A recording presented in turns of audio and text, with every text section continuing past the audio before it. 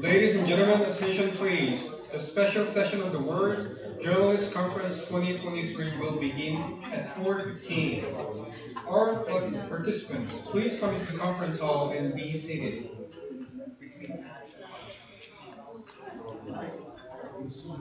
Before we begin the conference, please turn off your mobile phone or put it into silent mode.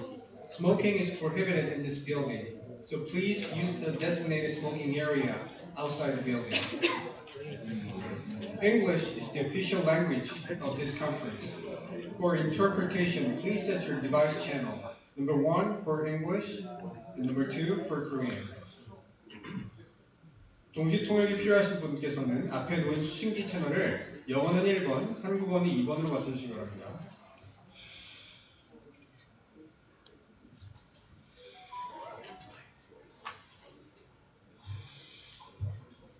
Today, Mr. KWON Sonny will give a presentation on blockchain-based news ecosystem.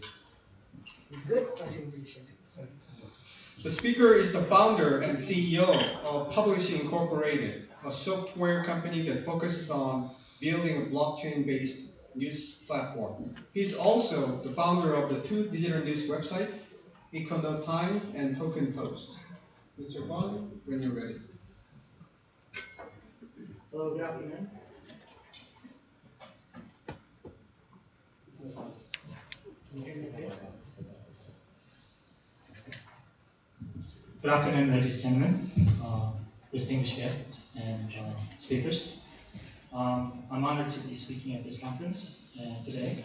My name is Sonny KWON, and I'm the founder and CEO of Publish Inc., based in Seoul, South Korea. Today I'll be explaining about the blockchain-based internet, also known as the Web 3.0, and how we're using this technology to help journalism in South Korea.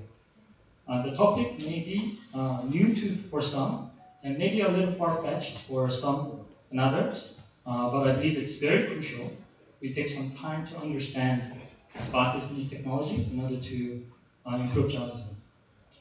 So our slogan here is we make news non-fungible. Maybe you're familiar with this term. We've adopted this slogan from non-fungible token, or known as NFT, which is a form of digital asset made unique and non-replaceable by the blockchain technology. Our goal is to make news non-fungible and make journalism more approachable to the readers, and make readers become active stakeholders, value stakeholders, compared to mere news consumers among vast numbers of increasing contents out there on the internet. So let's begin. So in this presentation, I'll be first explaining about brief history of news media and the current status of news ecosystem based on internet. And then I'll go on to explain what we consider limitations or problems hindering journalism today and its sustainability in today's internet. With that, I'll introduce what we believe are critical solutions using the blockchain technology we have been using to begin addressing these limitations. And furthermore, I'll explain about different use cases in the media using blockchain adopted by some news organizations out there. And I'll wrap up with our roadmap and introduce a little bit about our company and who we are. As I said in the beginning, the concepts and topics I'll be explaining, sharing with you today may not be easy to understand at first hearing. So I've shared a digital copy of my presentation today. And you're welcome to contact me after this or the Journalists Association of Korea for a copy. So here's a very, very simplified short history of media in the last, say, 30 years since the advent of internet. For some of you, you may have joined the media or internet in the 90s. You'll clearly remember how curious it was to build a web page. You have to literally work on page by page, tables within tables. It was like drawing a brochure online. Any article you have to publish had to manually upload it through FTP onto the internet, to the server. And it was very common to replace an article or entire file system that bring the whole web page down. This was not centuries ago, ladies and gentlemen, but only 2 decades ago. So entering Y2K, we experienced dramatic advancement of the internet. We saw the likes of WordPress, open source, come alive, and with it, hundreds and hundreds of blogs and thousands of blogs and widespread distribution of content management system, or CMS. And with CMS, you didn't need to understand FTP, how to create a web page. You just have to easily write and publish articles or blog via this CMS. Then we also saw a boom in the digital advertisement market. It started to take shape, different shapes, sizes within the online news pages, ranging from keyword ads to banner ads, and later on native video ads.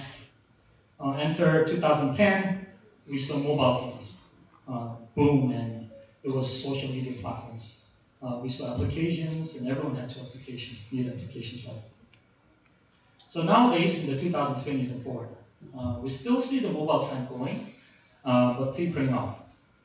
And the adoption is going less quicker than before. Well, what we foresee is artificial intelligence, which has been discussed quite a lot in this conference, using ChatGPT and so forth, helping news organizations to become more personal and smarter. But AI, it can be a double-edged sword, because it can help with personalizations and speed, but also help with machine-generated misinformation. We also see metaverse as an emerging outlet for news consumption, but not dominant one yet, not yet. But what we see as a critical feature and requirement is trust.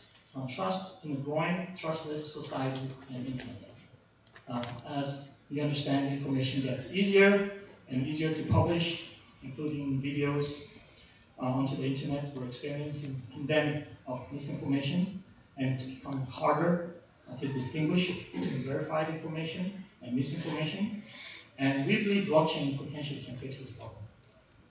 It provides trust factor through the technology, and furthermore, we're using cryptocurrencies or tokens, and especially in the news industry, readers can become not just mere readers, but an active stakeholder. And I'll explain this further in the presentation.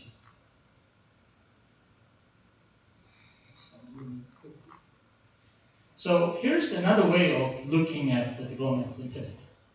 So in Web 1.0, we're able to post information onto the internet in a single direction. For example, newspapers write, readers read. And Web 2.0 visualizes a common system and social networks where readers are no longer readers, become an active participant through commenting and sharing information and writing posts and so forth. In Web 3.0, we can see news text or contents transform into a unique digital asset. Readers can now own contents in the form of NFT. To summarize, in Web 1.0 and 2.0, the internet brought a great innovation of transferring and sharing information. In Web 3.0, it's an innovation of transferring and sharing not just information, but a digital financial asset, such as Bitcoin, as we all know today. And today, I'm explaining how it is possible to transform news content into this digital financial asset in the Web 2.0 era, and it can be a huge paradigm shift on how news can be valued, again as an asset. So now, almost 3-4 years ago, I had an opportunity to speak to a newspaper executive crowd in Singapore, hosted by World Association of Newspapers. I predicted that all media, and especially news industry, to be fully adopting blockchain and cryptocurrency within 5 years. So we have 1 year left. I still hold on to this statement, but with some delays. I said the future of news lies in adopting blockchain, cryptocurrency to increase readers' engagement, Web 3.0 community, through a token reward system, and thereby increase advertising revenue. It was a bold statement, and people were looking at me very crazy at the time. But I saw no reason not to say it at the time. I still hold fast with this statement.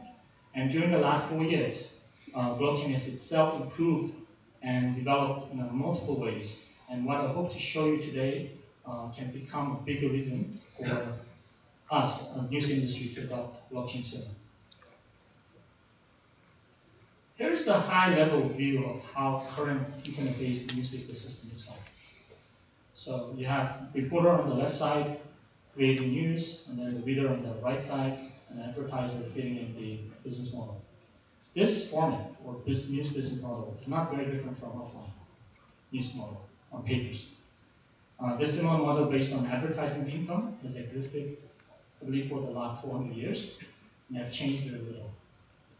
I believe this model was very effective and enduring in delivering journalism before. However, the world has changed around it so dramatically in the last few decades, and journalism must reinvent itself and invest in news technology to stay relevant. Effecting huge loss of revenue for the news industry for the last few decades is the emergence of big techs such as social media, search engines, and together with high-tech advertising networks. With users and consumers going online, advertisers choose to advertise online to promote their products, and search engines and social media became so good at targeting and cost-effective using technology.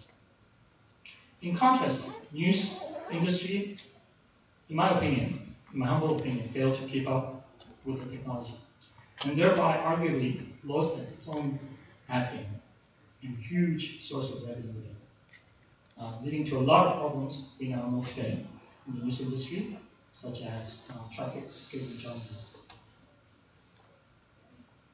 So in the next slides, I will expound on the limitations and potential solutions. So as I said earlier, there are multiple limitations and problems existing in the current news ecosystem. One of the key problems is the dramatic loss in advertising revenue, which can be the only source of revenue due to the emergence of high-tech competitors like social media and search engines that literally creates no content on its own, but take over most of the digital ad income. So number one on the left, internet space with lack of media literacy. Normal readers are easily exposed to misinformation. Furthermore, users are not properly compensated for the data or activities, which is used by third party or platforms to sell retargeting ads and take profit off the user's personal data. Number two and three, decreasing revenue forces news publishers to write articles only to drive traffic, leading to erosion in journalism. Number four, digital ad market has not only boomed and is continuously increasing, but has led to technically very complicated system, leaving news publishers at a loss lead in terms of share of the ad revenue. In the right, I've listed potential solutions to the problem on the left. Number one, we compensate readers for the activities and data, such as reading, commenting, sharing news, and so forth. The rewards create loyalty, increase direct visitors to the news outlet directly, potentially providing sustainable community and recurring ad revenue. With less reliance on ad revenue and traffic, publishers hopefully can focus on journalism. And lastly, if we can simplify the ad distribution, removing third-party agencies and platforms, we can lead the newspaper to a bigger share of the original revenue. So in summary, I addressed different problems facing reporters, publishers, users, and advertising in the current internet-based news ecosystem. So we are trying to build blockchain solutions and applications targeting each of these problems as shown on the table. You can take time to read through them after this. Next, we'll show you how these solutions can be integrated in the current news ecosystem, and how we've done that to improve journalism, and in many ways rely less on the ad revenue and become sustainable. So what we are trying to do is not do away with current journalism model by bringing in some new way. But we're trying to supplement the current model with blockchain technology, which I'll explain more in the following slides. Blockchain may be news to some of you. Blockchain in a layman language is a system of recording information or data in a way that makes it impossible to change, hack, or change, or cheat the system. It's essentially a digital ledger online of transactions that is distributed and stored in a trusted network of computers. So that's what blockchain is. So any activities within the news ecosystem based on blockchain is recorded and notarized. And furthermore, each activity is compensated by a reward system called token or cryptocurrency. So let's see the details. So here, a reporter on the left was issued a digital ID, or we call press DID. They can continue to do what they're doing, writing, but this time they're not just compensated, but they can be rewarded fairly for their activities, and they can also get tips from readers directly or followers. Every article they produce will be tagged with unique identifier on the blockchain and notarized. Should they, say, move jobs, countries, they can still track their history on blockchain forever. News publishers can now use blockchain to store articles on blockchain, to reward direct visitors for signing up, participating. Publishers can also mint tokens, NFTs, or any extra revenue source. So now, readers, users can now sign up directly and participate actively in reading, commenting, sharing news, giving tips to news, and to get rewards. They can also buy news-based NFTs and also tip reporters for good reporting. This becomes a basis of Web 3.0, to create a community with a common interest for consensus. This is a very larger viewpoint on the news ecosystem based on blockchain. Users, reporters, publishers can now use tokens to further engage in non-work related activities, such as purchasing F&B through kiosks. They can also engage in micro-financial activities and even investments. Users can purchase, trade NFTs in open exchanges. And lastly, all of them can monetize these tokens directly at crypto exchanges globally. So advertisers also can purchase these tokens to purchase ad spaces on news outlets on blockchain, eliminating third-party intermediaries such as ad agencies. So here I'll be sharing some notable media use cases on blockchain. So first we have a published web developed a blockchain-based service called Publish the Link. Using this service, bless you, news publishers can easily integrate blockchain using an easy plug and play widget on their websites. Publishers can easily install a single line of script code on the website and start offering what I just said, whole full token reward system and notarize news contents in blockchain and even mint news NFTs. Currently in Korea, there are 67 news organizations, companies who signed up with us in the network as an alliance, and 34 of them are currently using the system and taking benefits. Readers can sign up once and start visiting different news outlets and get rewards and gift tips in a single sign-on. So we have seen as much as double recurring traffic growth in some of the news outlets. Here's how readers can now log in simply, start earning rewards, and check their activities daily, and read as much as hundreds of news on mobile phones, and get rewards. Another powerful application of blockchain in journalism is press delay. Some of you may have noticed on the reception area where members of the Journalists Association of Korea can use their DID or ID, press ID, mobile ID, to check in. So we've built the world's first sort of contactless, decentralized identity proof system for journalists. Currently, many press associations, including the IFJ, around the world, are using or issuing plastic-based press cards, as you know, which can be easily lost or counterfeited.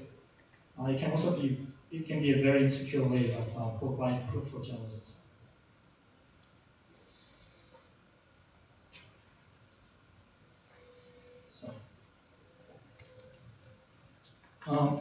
So this is a very powerful application of blockchain in journalism. It's press ID, as I said.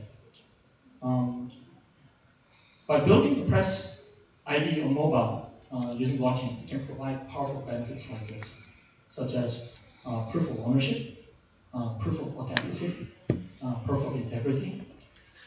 Credentials can be verified using temporary blockchain technology and records. Press DID can be easily transferred between phones, especially enabling governments and agencies to do away with time-consuming press credentialing processes. So this diagram shows how a press DID can be used using a mobile phone to prove authenticity and without compromising personal information using QR code. So we have now I believe, by today, over 3,000 journalists in Korea and members of Journalists Association of Korea using the DID. We have set up, as I said, in the zone, in the reception area, and you're welcome to check them out on the way out. So we understand from one of the IFJ report that over 100 journalists are killed on the line of duty for many reasons. And also it's one of the main objectives of the IFJ to secure safety for the journalists working in these dangerous areas. So what we believe is that press DID can be used to upgrade current plastic press cards. This can help with proving journalists without disclosing critical personal information at work, using cryptographic techniques. And using the application, it can also provide funding and money transfer, especially for mission critical reporting and emergency funding using cryptocurrency. Um, One can see from recent event in Ukraine, where financial system broke down and much donations, I believe as much as hundreds of millions of dollars was donated using cryptocurrency from all over the world.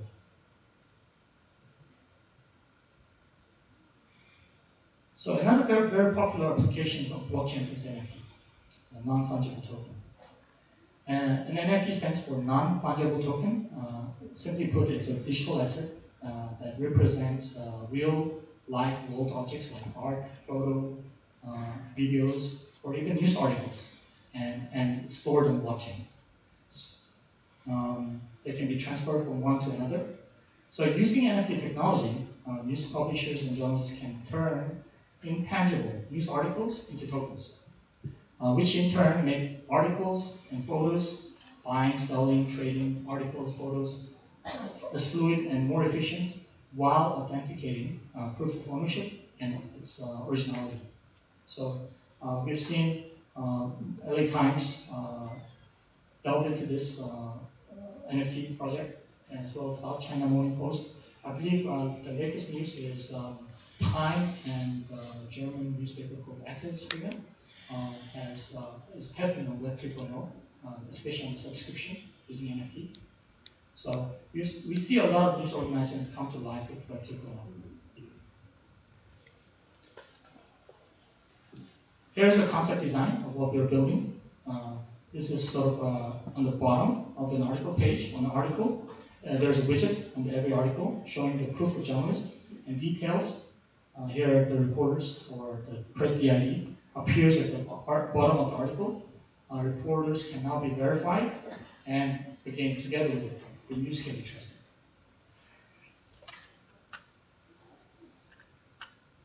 Here, if once you click on details, users can go to the details to find out more about the news NFT, who the creator is or the reporter is, and what type of transaction. So it becomes very transparent. And if there was any edit to the news article, it can be shown here in different versions. So our roadmap. We've been trying to build a realistic or viable model in Korea together with news publishers and associations for the last 4 years. And to say the least, it was quite testing. We know, also we know we are very lucky, and we have some great people and experts helping us and cheering us from both inside the news industry and outside and investors. Our goal is to start working with publishers from different countries this year to apply this model and grow them, because it works differently with every country, with every language. So we want to continue to test this and work with different countries starting this year. So I'd like to end my presentation with some definitions to help understand what our vision is. So Web 3.0, according to Wikipedia, it was fact-checked online. Web 3.0 is a new version of internet or web, World Wide Web, using blockchain technology, where the economy within the Web 3.0 is run by different cryptocurrencies, each with its own consensus. Whereas journalism, in a very simple definition, can be defined as activity of gathering, assessing, creating, and presenting news and information. Obviously, it can be much more than this, but I've simplified it. So together, I humbly and carefully combine both terms to say journalism in the era of Web 3.0 is the activity of gathering, assessing, creating, presenting information, but going further as tokenizing news and information. So I believe that journalism must adopt to Web 3.0 to stay relevant and stay effective. So lastly, there is another viewpoint of Web 2.0. So you have Web 1.0 where you plug the user and password. Web 2.0 use a third-party social media logins where they take also your data, but you have no compensation for it. Web 3.0, every user, readers become active stakeholders, not just merely readers, but at the same time, they become the owners of their own data. They only compensate, they will only share the data for compensation, and their data is cryptographically secure. So lastly, about Polish. Polish started 5 years ago with a common goal to help news organizations combat misinformation and build a model that is viable and financially sustainable. We now have 69 members from Korea, and all of them in Korea, and half of them are in the IT department. So we are investing heavily into technology in the vision. This is a summary of our short history of Publish. Despite our short history, what we have experienced in the last 5 years, I believe can be compared to 20 years in terms of technology changes, technological changes. At the bottom line, in the current news ecosystem makes it very, very difficult or even impossible for news publishers to remain viable and relevant, despite many different efforts. Local news coverages or investigative journalism are still cost ineffective and discouraged. So what we are trying to build here is what I believe any democratic society needs, a diversity of independent, sustainable newspapers, where we need trained reporters just to shine lights on abuses and also share precise information on social injustices.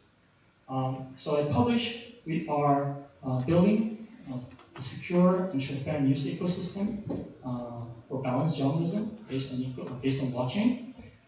So we believe that this can be made possible through blockchain and carefully designed token economy and reward system. So our mission is to make news smart and non-fungible, and hopefully give all news publishers and journalists tools to do what they do best and worry less on the bottom line. Thank you.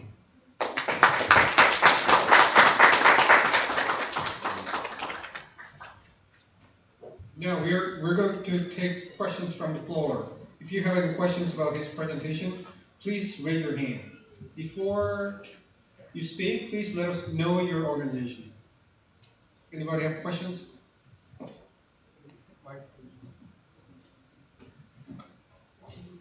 Hi, I'm Dylan Carter from the Association of European Journalists in Belgium. I guess the question I have is related to accessibility. Now, the average web media user is reasonably young, but it's not the full demographic. There are certainly people who are in their 50s and 60s who already struggle with the existing technologies we have with news services, with accessibility to media. How do we change Web 3.0 to make it as accessible as possible for all people? Thank you. So we've been testing our system for the last, I believe, 4 years, and really actively since the beginning of last year. So I think we started with 10 news publishers. It's quite simple. You reward. It was quite simple. Yeah, when you reward them, they're willing to spend time to sign up, to participate. So for us, when we tested our method, obviously Korea is a little bit more advanced in terms of I'd say blockchain consciousness. Like they're more conscious of what cryptocurrency are compared to other countries out there. But it was quite simple. You give more reward, they're willing to participate. And yeah. So, any more questions?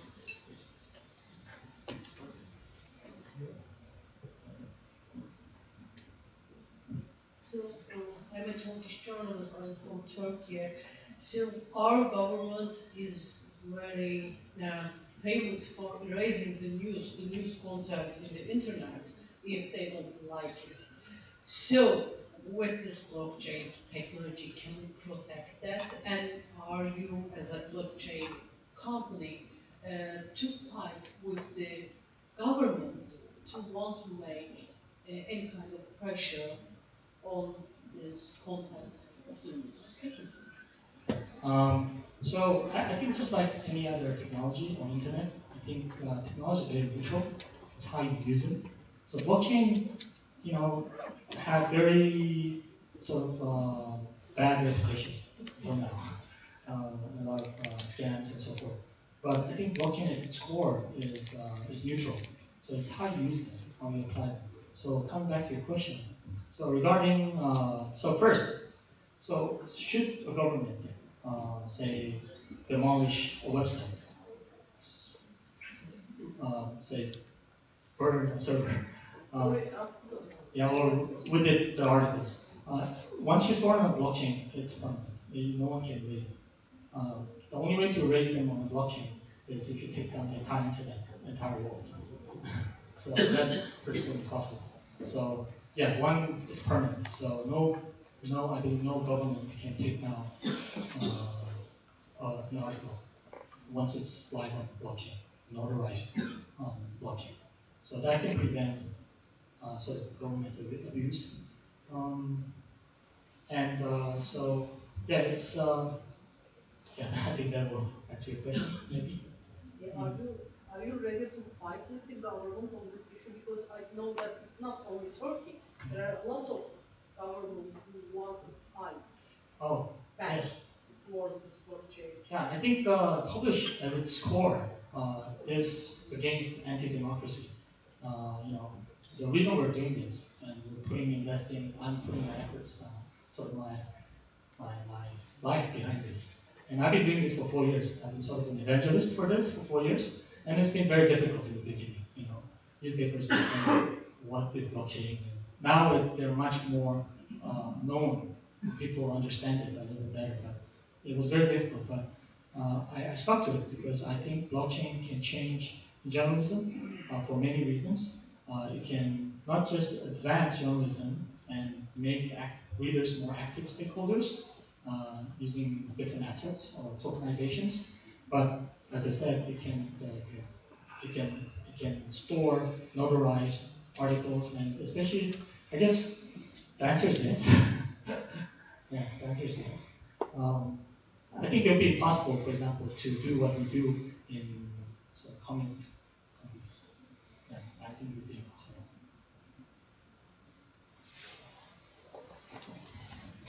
Not impossible, difficult.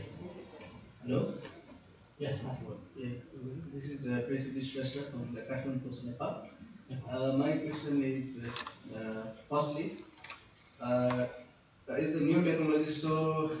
Do you want how can do you want technology transfer to the countries like Nepal for helping the news organizations? What is the possibility of that? And the second is as you said, it can generate new revenues for the news organization. How it can happen and how much revenue, extra revenue, they can generate from existing revenue stream. First of all, okay, I'm very careful in saying this because once I say how much we can make, it becomes sort of a guarantee, which I'm very careful about. One thing okay, there are multiple ways of generating revenue. First is, as you know, a lot of you may be running newspaper or taking part in it. In the internet era, the common reviews that you get out, it's very simple. And so there's no recurring visitors. So without recurring visitors or traffic, obviously ad revenue goes down. But with what I just explained, with the token reward system, with the proper setup, you can, we have seen recurring traffic double, and some newspapers triple. So, they come maybe even 10 times a day. to get word, to read different news compared to before. So yeah, reward is a very, maybe quite simple, maybe too simple, but it's a powerful mechanism to bring recurring visitors and thereby increase ad revenue. That's one. Second is tokenizing news. So I don't know, some of you are from different countries. There's obviously something, a term called CPM, cost per impression, on the web. So per thousand visitors or page views, you have certain ad money that you, on average. For us, that doubles because of the recurring visitors. And furthermore, so to earn a certain amount of revenue on ad revenue, you need certain page views, 10,000 or 100,000 page views. Whereas if you write a proper story, an investigative story, and say a user or two likes it, buys an NFT minted based on the news to word the reporting, then you don't have to worry about tens of thousands, hundreds of thousands of impressions anymore.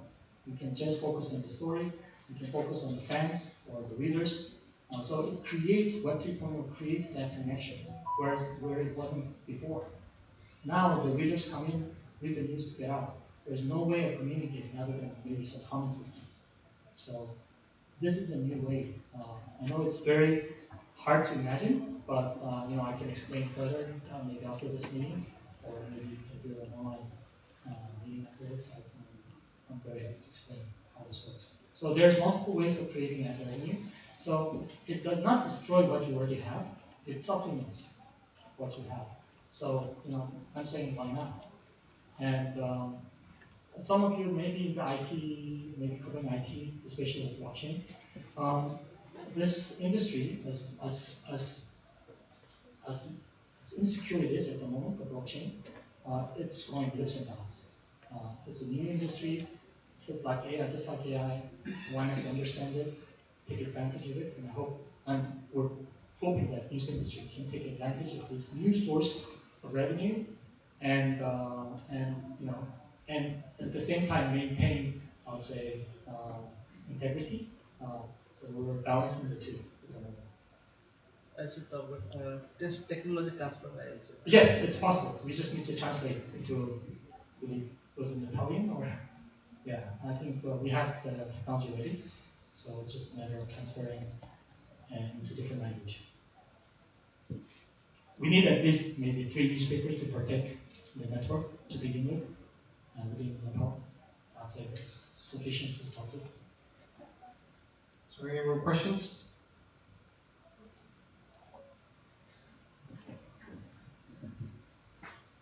Hi, I'm Susanna from Portugal. I don't understand, how can we stop fake news from entering the system, for instance? If it's there, it's there. If one or two people associated with that fake news just say they like it, I can't understand that Yeah, part. we don't somehow magically destroy the fake news. We have a patent on fake news based on blockchain, so we have studied quite a bit, and we have patent on it. The more I look into fake news, the more despair I feel. So there's no way to remove fake news. I think it was there thousands of years ago. It still is now online. Instead, what we're trying to focus on is, instead of trying to put a lot of effort and energy to removing fake news, I think some effort needs to go there by creating some standard. But we're trying to focus on good news. So so within this network of publishers called blockchain, we have a voting system built in where, say, one of the participant abuses by creating, say, multiple fake news continuously despite warning, they can be voted out. So they no longer have a share of the revenue within the network. So that's how we're trying to build it. But we're very careful because it can become political and so forth. So yeah, again, coming back to your question, we cannot, destroy fake news. And second is notarization. So at the moment, in a few countries and including here, say some news comes out, becomes a fake news, they can take it down from the server. You know, by blockchain, by its notarization and by its permanent record, can enforce responsibility on the reporter. So instead of just easily write an article, put it up, they have to think twice, by being more careful. So we can enforce them as well. So, but we also give an option to the publisher whether to notarize it or not, because sometimes, so we live in the real world. So, I hope every news can be notarized on blockchain, but it's not easily done. So, it's about balance, I think. But I think it's a good first step for us to first start creating this network. Should any publisher become abusers, too much of an abuser, and they can be brought in. So that's how it works. Even in other types of blockchain. That's why blockchain has some term called consensus algorithm. So consensus is basically, it's a way of proving certain way. So Bitcoin is a proof of work. So you have to mine a lot using server to answer mathematical equation to mine their Bitcoin. So for us, we have something, a consensus model called proof of reputation. So based on your reputation of a reporter, of user, of publisher, you can get more rewards. Furthermore, you can get, you can become a participant as a validator. So that's how blockchain works. And we so tweak that to apply to the news industry. It's work in progress. I have still questions about ethical way of this. Who will decide which is fake news? Because the world, the media all scene is polarized so much. We have on one side in the United States the Fox News and the other sides the others, and they all say that they are giving the proper news to their viewers. So who will decide to this in the blockchain technology? So this is a very big question. And how to contain the abuse of the government of using such blockchain technology for their own propaganda in the name of media outlet. This is a very, very important question, and I've struggled with it. I think we all do. So basically, the internet has created, a lot of polarization. Media outlets stick to one or another. The way I look at it, or at least publish does, we want to look at from the viewpoint of looking at news ecosystem as a whole. At the moment, there's a lot of problem within the news ecosystem, as you mentioned. There's a lot of polarization between media outlets. But I think the bigger problem, to me, is survival of the entire news ecosystem compared to other industries. So I explained earlier, there's a problem with ad revenue. Competitors such as social engines, social networks, and search engines are taking huge chunk of it without creating any of its contents, and using technology as a leverage. So, I think one of the biggest problem for news industry as a whole is lack of proper revenue source. And I think ad was one of them, but now it's been restricted. So we need to look for some new source or compete with current big text, which I think is way beyond now. You can't do that.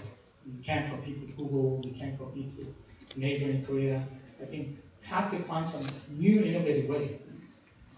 So before looking into internal problems within the news, I'd say ecosystem, within the news system, I'm basically trying to focus on how to create a new revenue source as a news media industry as a whole. I think that's how what I'm focused on using technology. So, sorry, maybe it's not the right answer for you, but yeah, we hope to stay neutral at the moment. Yeah. So we have a question. How about the gentleman in the back? Thank you for your presentation. I'm from Media Literacy Open Network, based in South Korea. I've been following your work within this context in South Korean journalism field, and it's great to listen to your presentation. But still, I have a similar question as a journalist. Uh, do we think we can be the perfectionist while we write an article? Because as far as I understand, the journalism field, or the field of journalism, is a relationship between individuals and organizations or societies. And what we expect, uh, based on your presentation, we need to expect very, very highly, like a perfectly written article. I mean, that is not possible in our sense, because none of our partners are perfect, and journalists are not perfect. So, although you have you explained that the technology based on the blockchain can be adjusted, or you can fix some kind of a technological way, but it's not about the like a censorship. It's not about the fake news. But what is your question to the level of the quality of articles or journalists who write an article to get this revenue? Because this is not just getting the benefit from the article, but it also has to be about the journalism, isn't it? Yeah, so that's a very good question. Actually, publisher is not here to, cannot and will not judge on the quality of journalism. Um, I think we have some idea, opinion, but I think, as I said, blockchain is based on consensus. So it's like you have gathered today to meet and share ideas. It's a consensus. So at the end of the day, we're providing a technology called blockchain using network of computers, and each computer being publishers, who is a participant, and judging within the network whether to accept or certain type of quality journalism, uh, and that is up to the consensus. You know, published at the moment, we cannot judge on whether this type of article can be posted or not. And in Korea, we're facing huge, uh, I think issues, especially with the largest news portal in Korea, about regarding the levels or qualities of articles or news publishers they accept or not to appear on their search engine. So there's a huge issue behind it, and we don't want to repeat that, and we don't want to, and we will not. So we're providing a new way, I'd say tools for publishers and journalists to connect to readers in a way that has not been done before. For example, YouTube. I mean, you see a lot of different content creators. They are imperfect, but they share, and now they have something called super chat, where they can easily donate. And so why not in a newspaper? Why not in a Web 2.0 area? And so that's what we are proposing, and we're building, and it's imperfect at the moment, but 67 publishers have joined, and we're getting a lot of different ideas to improve our system. And I believe in Nepal and other countries will be very different again. So here we're providing a platform, but not a ratings on how content should be. That's up to the consensus to do that. So. Thank you. Any more comments? Questions? Please feel free to come. I'm here. I have a lot of hundreds of business cards ready. So please come, and willing to set up a meeting after this with you to explain that. Thank you very much. Thank you. Thank you. Now we are going to wrap up the first day of the World Journalist Conference 2023. So after this, we're gonna have some networking time at Pio Hanle at 6:30. Please be ready by 6:15, and we will meet you at the lobby of the first floor. So please come out on time and come close. I also have an announcement about tomorrow's schedule.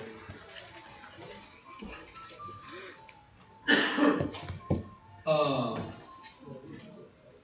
please be at the lobby by 7.